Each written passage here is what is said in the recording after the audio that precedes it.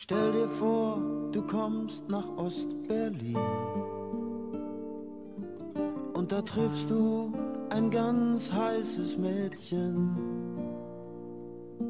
So ein ganz heißes Mädchen aus Pankow.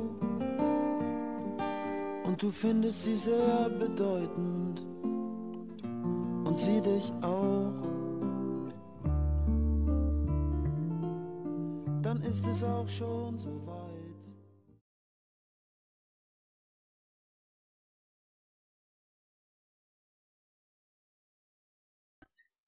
Die nächste Werk heißt Es geschah im November. Es ist ein Graffiti von Kani Alavi, ein deutscher iranischer Künstler. Er ist bekannt, weil er der Präsident der Verein Künstlerinitiative Eastside Gallery ist. Während der Mauerzeit lebte Kani Alavi in Westberlin direkt neben der Mauer. Am 9. November 1989 sah Alavi die Ostberliner nach Westberlin kommen. Er erwartete fröhliche und aufgeregte Menschen, aber er sah auch viele traurige und ängstliche Menschen, und das ihn beeindruckt.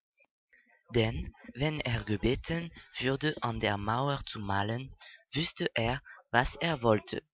Dieses Werk ist einer der bekanntesten Graffitis von der Eastside Gallery. Anti-Graffiti sehen wir deshalb einen Kontrast zwischen fröhlichen und aufgeregten Menschen und traurigen und ängstlichen Menschen. Auf der Graffiti sehen wir eine Menschenflutwelle. Sie repräsentiert die Menschenströme in Westberlin, weil sie auf den Mauerfall seit langem warteten. Wir sehen die Mauer, die sich durch die Menschenflutwelle sich öffnet, und das ist ein Symbol von dem Mauerfall. Diese Werke wurden von Alavi einmal 2000 und einmal 9 und 2000 saniert, wie mehr als 100 Graffitis der Eastside Gallery.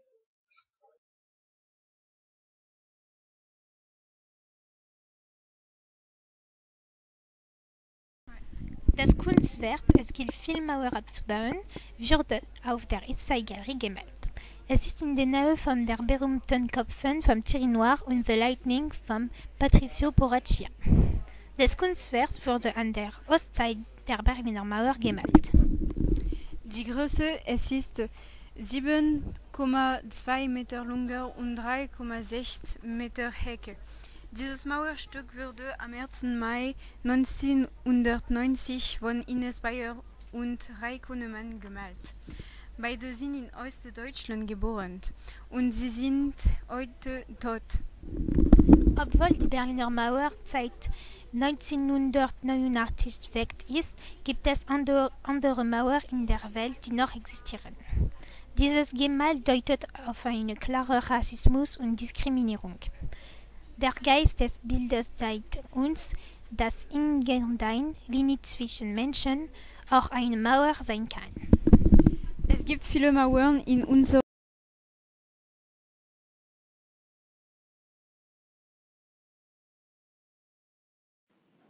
Der Mauerspringer ist ein sehr bekanntes Kunstwerk von Gabriel Heimler, das auf der Eastside Gallery sich befindet. Gabriel Heimler ist ein französischer-ungarischer Maler, der in der Kunstakademie von Paris studiert hat. Er hat sich in Berlin zwischen 1998 und 2008 während des Mauerfalls und der Wiedervereinigung Deutschlands gesetzt. Der Mauerspringer ist eine Streetart und Pop-Art-Malerei. Es ist lustig, weil es viele fröhliche Farben gibt. Die dominierenden Farben sind Rot, Blau und Schwarz. Rot symbolisiert die Revolution und die Opfer. Blau symbolisiert die Freiheit und Schwarz die Mauer. Die Malerei handelt von einem Mann, der über die Berliner Mauer springt.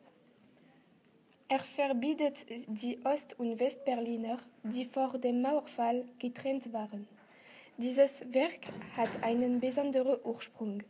Der Maler Gabriel Heimler inspiriert sich nämlich von einem sehr bekannten Foto und einem Video eines Soldaten, der über die Stacheldrähte springt, 2 Tage nach dem Anfang des Mauerbaus 1961. Das Video ist in Schwarz-Weiß, dass es ganz alt ist.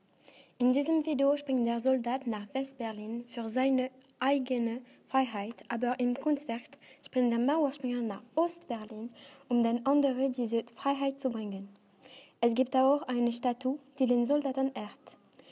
Diese Statue befindet sich in der Bernauer Straße, die sehr bekannt ist, weil sie Ost- von West-Berlin trennte.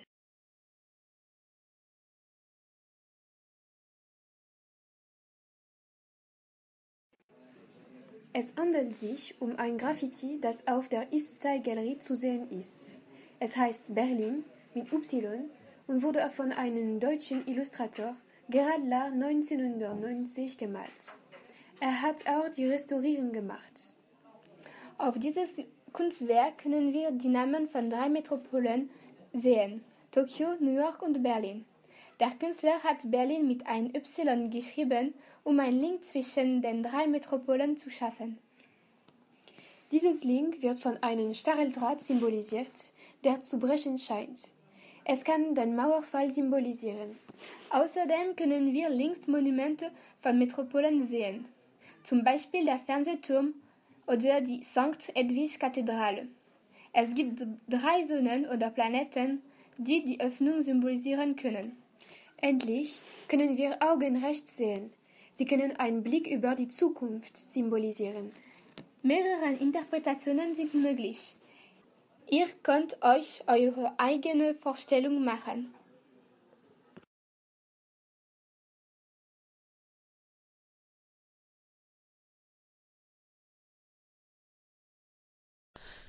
Wir kommen zum Werk namens Bruderkuss, das berühmte Gemälde Bruderkuss zwischen Honecker und Brezhnev wurde von Dmitri Frubel gemacht. Das ist die repräsentative Malerei zwischen dem ehemaligen Generalsekretär der Sozialistischen Partei von Deutschland aus dem Osten und dem ehemaligen Generalsekretär der Kommunistischen Partei der Sowjetunion. Mein Gott, hilf mir, diese tödliche Liebe zu überleben, ist unter dem Bild von Dmitri Frubel. Diese symbolistische Bewegung setzt ein Ende der Unterdrückung der Sowjetunion in der DDR. Tatsächlich strebten die deutschen Zeitgenossen nur, sich von dem diktatorischen Griff der DDR zu befreien. Dmitri hat dieses Werk gemacht, das auf einem Stück der Wand von Berlin bald nach dem Einbruch des ostdeutschen Regimes 1990 realisiert ist ein bildmäßiges Werk. Der Künstler Dmitri Frubel ist ein Straßenkünstler, ein russischer Straßenkünstler. Er ist 56 Jahre alt. Das Bild ist eine Wand von 3,6 Meter hoch und 4,8 Meter breit. Die Sozialistische Bruderkuss ist eine Umarmung gefolgt von 3 Küssen auf die Wangen abschwellend. In seltenen Fällen und eine außergewöhnliche Beziehung zwischen den Parteien sind die Küsse auf den Mund. Das Werk in der ersten seit das 209 Zeorts ist dann von Künstler dasselbe Jahr reproduziert. Die Malerei ist von einem Foto inspiriert. Régis Bossuet hat dieses Foto 1990 genommen.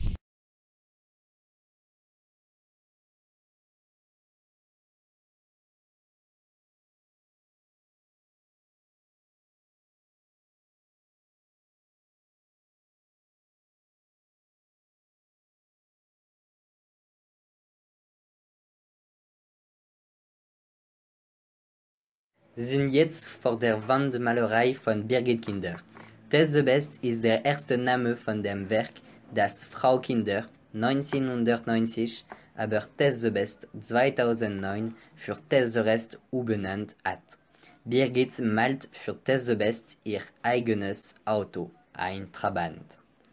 Dieses Werk ist eine Wandmalerei, die an ein Stück der Überreste Berliner Mauer zwischen den Jahren 1990 und 1991 von Birgit Kinder gemalt wurde. Diese Werke wurde auch 2009 restauriert, weil einige Leute Graffiti auf dieses Werk gemalt haben. Birgit Kinder ist 1962 geboren, ein Jahr nach dem Bau der Berliner Mauer. Sie ist in Ostberlin auswaschen, also für sie ist die Trabant ist ein sehr starkes Symbol. Der Originaltitel ist in Englisch The Best, Test the Best, der weiligt die beste Seite testen bedeutet kann. Das Auto, das auf diesem Werke ist ein Trabant. Der Trabant war das Auto, das die Ostberliner benutzen haben. Das war auch die einzigen Auto, die Ostberlin benutzen konnten. Wir können auch sehen, dass der Nummernschlicht die Datum von dem Fall der Berliner Mauer bedeutet.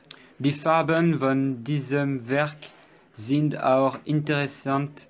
Wir können nämlich sehen, dass der Ort, woher das Auto kommt, dunkel ist und der Ort, wo der Trabant kommt, klar und freundlich ist.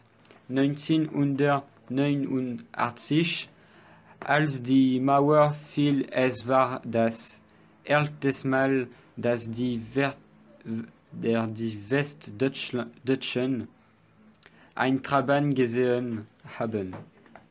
In den Film Goodbye Lenin, der eine Fiktion über den Mauerfall ist, können wir eine Familie sehen, die ihr Trabant erhalten hatte, und es war ein sehr wichtiges Ereignis,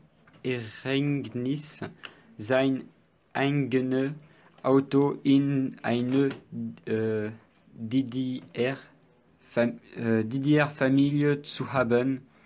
Für die Familien war es sehr lang und schwierig, sein Auto zu haben.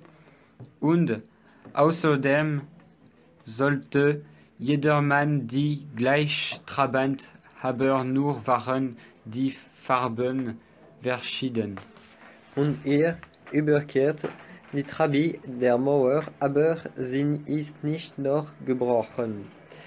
Es symbolisiert das Dauern der Fall der Mauer kein Blut gab. Es zeigt, dass die Wiedervereinigung ein Passiv-Ereignis war.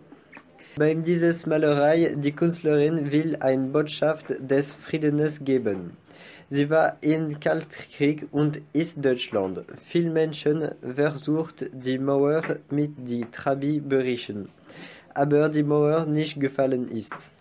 Heute können wir immer der Malerei sehen. Und es ist ein Symbol des Kaltkriegs, die ist immer wichtig im Gedächtnis. Sie können die Mauer besichtigen, wenn Sie nach Berlin gehen. Diese Malerei ist nämlich sehr bekannt und heute ist es sehr schwierig, so ein Trabi zu sehen. Dieses Auto werden selten und es gibt sie nur im Museum.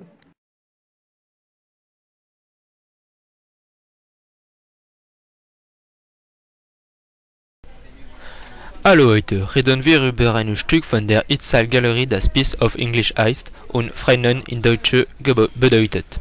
Andrzej Smolak ist ein tschechischer Maler, der diese Wandmalerei gemalt hat.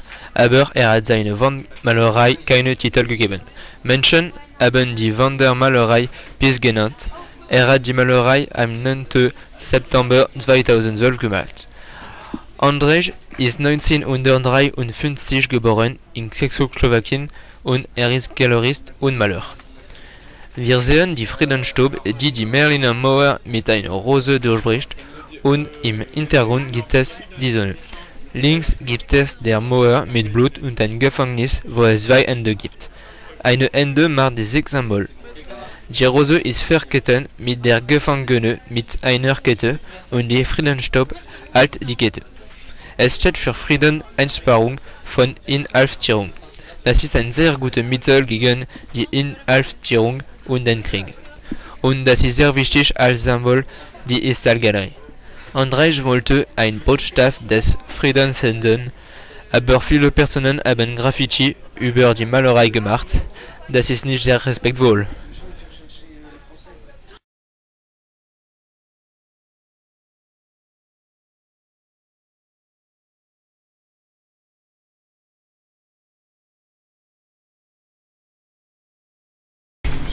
Wir stehen vor die Kunstwerk von Elisa Budzinski. Wir können einen Baum sehen. Ist in der Nähe von einem Aphorismus von Erich Fries. Die Farben sind weiß und schwarz. Dieses Kunstwerk ist anders als die anderen Kunstwerke, einen Kontrast zu schaffen. Außerdem verschafft es einen Eindruck von Ernst. Der Baum ist tot, vielleicht ist es auch ein Buch. Es würde dann den Mauer voll symbolisieren. Der Aphorismus ist der Titel des Kunstwerks. Der Satz ist über politisch und hat eine Idee. Die Welt braucht Veränderung und die Mauer in der Nähe die Veränderung. Das Berliner Volk musste dann die Mauer zerstören. Es gibt eine englische Übersetzung von des Aphorismus, damit jedermann versteht. Das Ende des Satzes ist größer als der Anfang, um die Aufmerksamkeit zu ziehen. Der schwarze Kontur symbolisiert der Verschlossenheit der Berliner, während der graue Kontur den eisernen Vorhang symbolisiert. So, dieses Kunstwerk ist sehr repräsentativ.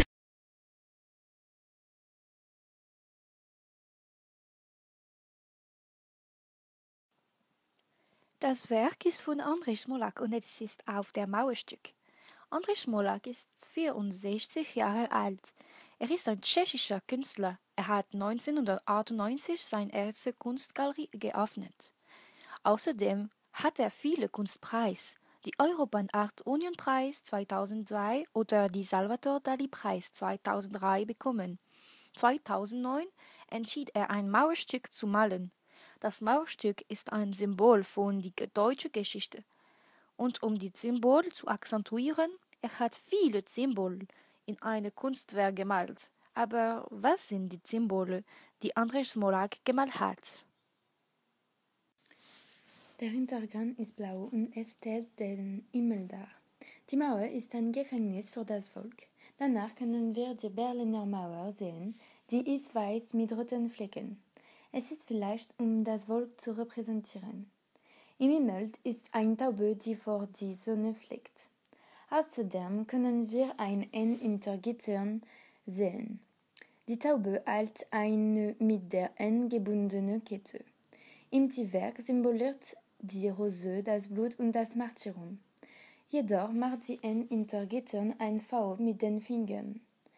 Diese Siren ist ein Symbol, das wir mit Churchill 1943 sehen können. Er macht das Siren für den Sieg und die Hoffnung. Es ist ein Symbol für den Frieden.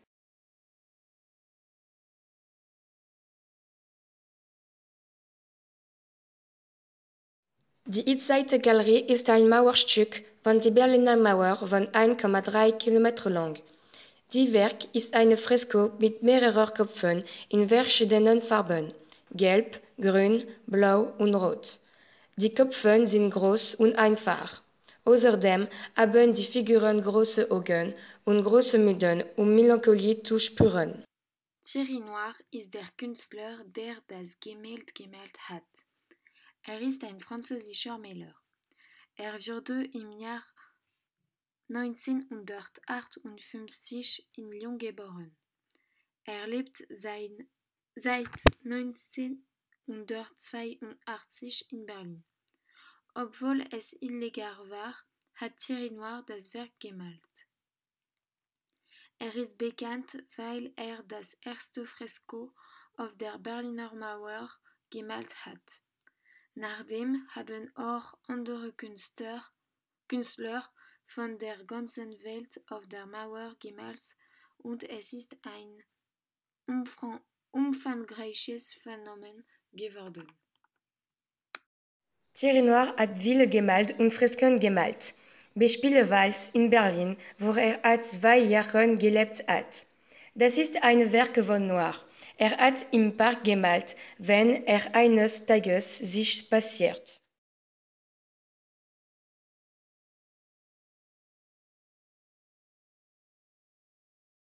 Gabriel Hammler ist ein internationaler Künstler und 45-jähriger Maler. Ist französisch, deutsch und ungarisch. Aber ist aufgewachsen und hat die deutsche jüdische Kultur von seiner Mutter. 1988 hat sein Studium in l'École des Beaux-Arts, die ist eine renommierte Kunstschule von Paris, beendet. In seinem bekannten Werk, das Der Mauerspringer heißt, macht eine Karikatur von Konrad Schumann, der erste Stoller ist, der über die Berliner Mauer gesprungen ist. Dieses Gemälde wurde 1990 gemalt. Es stellt Konrad Schumann dar, der erste Mauerspringer. Der Mauerspringer war im Osten, in Friedrichshain, vor dem Bau der Berliner Mauer 1961. Aber möchte frei sein in der BRD. Dann ist nach Kreuzberg gesprungen. Wir können viele Menschen im Hintergrund sehen und im Vordergrund eine gelbe Telefonzelle, die symbolisiert Freiheit und Kommunikation im Westen. Es gibt keine Emotion auf dem Gesicht der Mauerspringer. War etwas sehr gefährlich. 2009 wurde das Gemälde restauriert.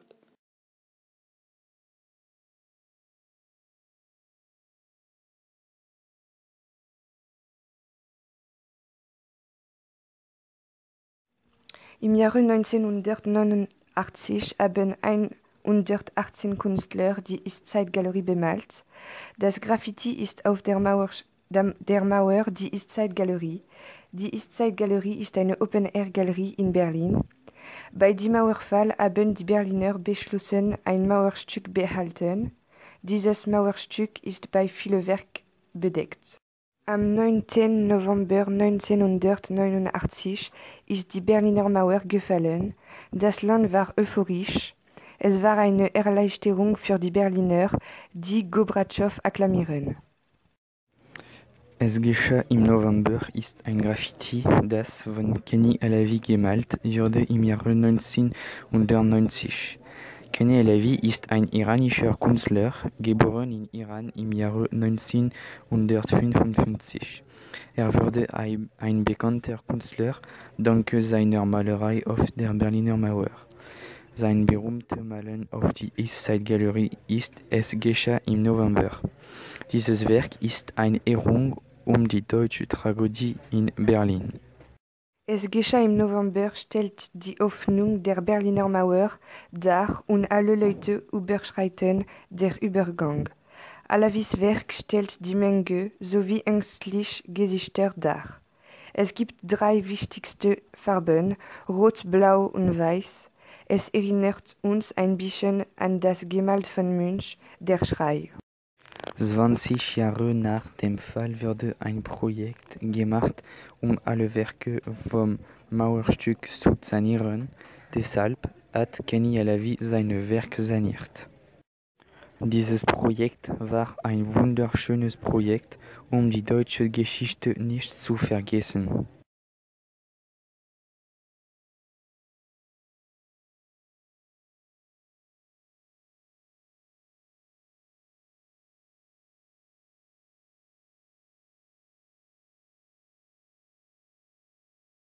Tess de Res ist ein Werk 1990, bemalt von Brigitte Kinder, die deutsche Künstler. Im Jahr 2009 wurde das Werk restauriert.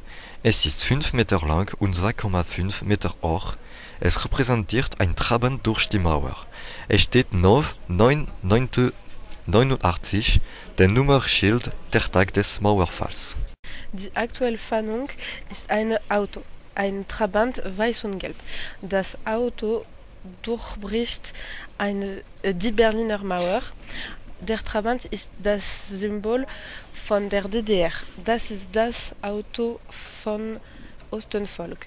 So kann man das eine Rebellion des DDR-Volkes gegen die kommunistische Regierung sehen.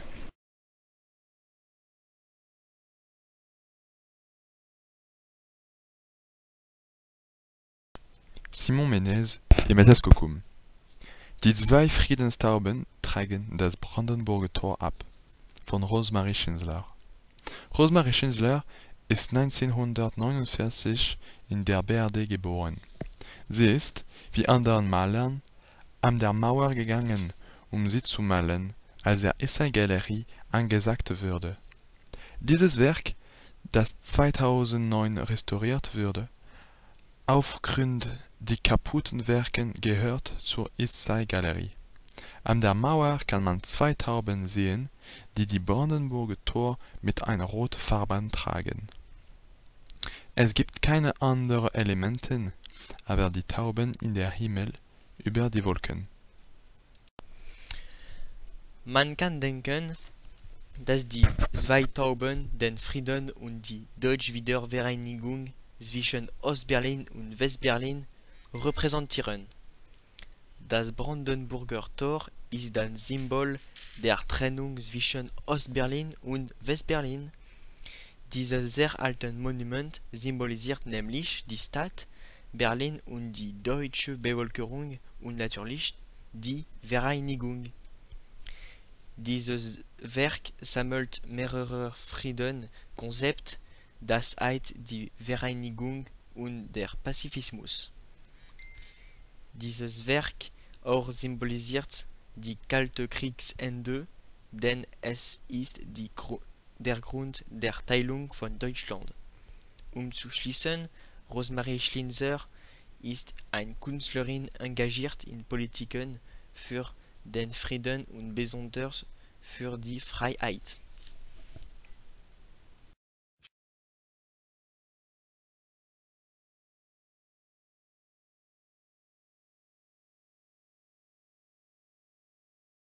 (1916) wurde die Berliner Mauer gebaut nach der deutschen Teilung 1945, wenn der Kaltkrieg begann. Deutschland war in zwei Teilen geteilt, der BDR und der DDR.